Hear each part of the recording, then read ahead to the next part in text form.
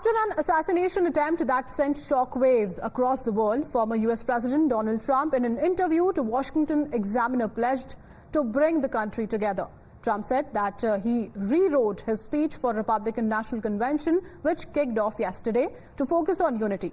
He said this was a change to bring the whole country and even the whole world together.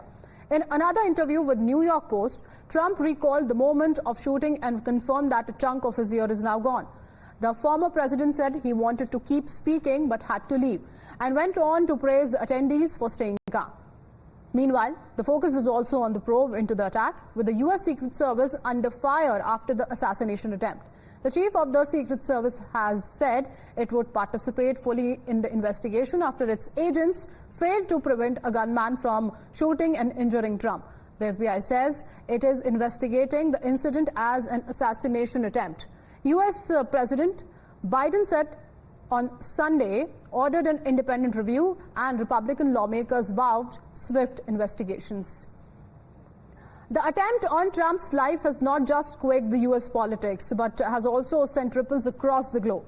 Do right-wing leaders across the world like Shinzo Abe, Robert Fico, Fumio Kishida, and now Donald Trump have a bullseye on the back? Incidentally, in the United States, President Joe Biden had said it's time to put Trump in a bullseye. This is now being called out as an instigation by his political rivals. The BJP has drawn chilling parallels between this attack and the threatening language and alleged hate spewed against Prime Minister Narendra Modi by his political opponents. The BJP leaders also cited PM security breach in Punjab when it was under Congress rule. BJP leaders have listed a series of alleged similar threatening comments made by Congress leaders in the past to claim that a hateful rhetoric is the direct cause of popular leaders being targeted. Here are old comments by Modi's rivals that BJP has dug out while comparing.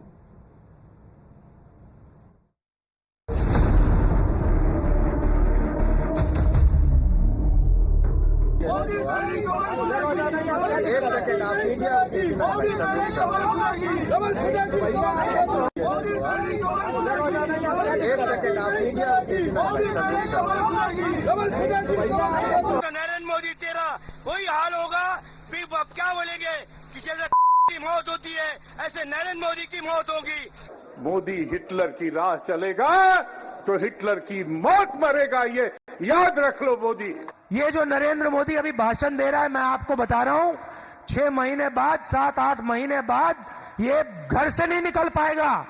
Hindustan के युवा इसको ऐसा डंडा मारेंगे, इसको समझा देंगे कि हिंदुस्तान के युवा को रोजगार देने के बिना ये देश आगे नहीं बढ़ सकता है।